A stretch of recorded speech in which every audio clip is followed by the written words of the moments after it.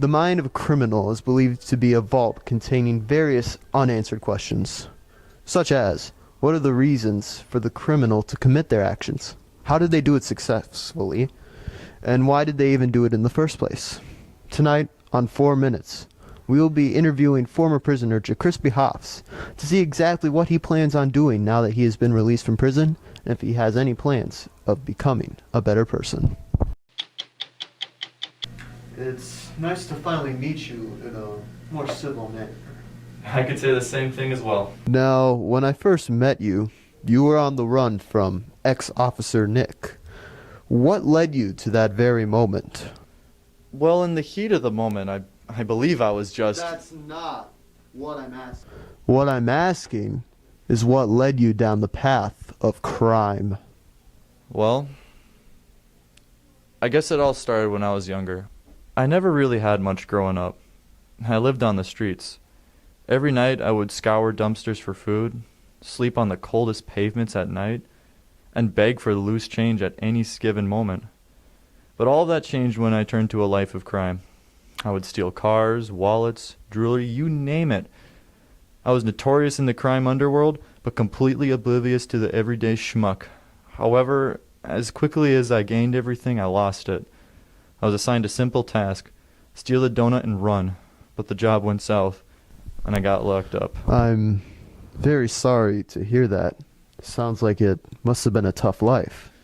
Yeah, it was a pretty tough childhood, but if it wasn't for my tough upbringing, I don't know how I would have ever lasted in prison, to be honest with you. Let's discuss that. How did you end up working for Modern Prisoner? Well, they actually reached out to me. They looked at my profile and thought I'd be perfect television material.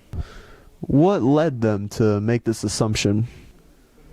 Well, there were rumors of prison neglect coming from the officers, and an inmate had enough of it and contacted one of their associates who got in contact with the show.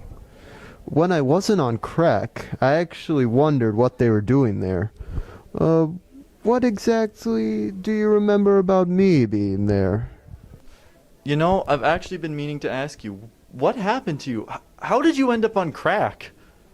Well, the company reached out to me. They wanted to advertise their new dietary supplement called the Certified Registered Administrative Concoction Killer. Crack for short.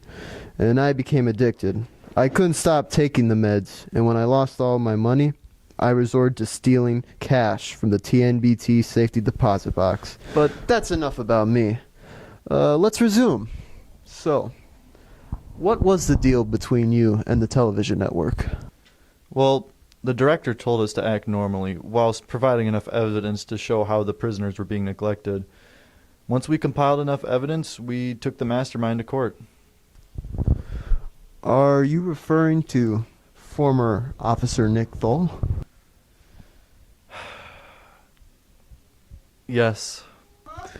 Give me some insight into what happened in the courtroom. Well, after reviewing the evidence that we provided, the judge decided to rule in our favor. It was a pretty clear-cut case. I don't know how else we would have lost it. But after the proceedings, the judge gave me the privilege of getting off my sentence early. I assume Nick didn't take this information too well. No. He didn't. Are you planning on pressing charges against him? I don't plan to. Why is that? I wish not to anger him any more than he already is. Does he scare you?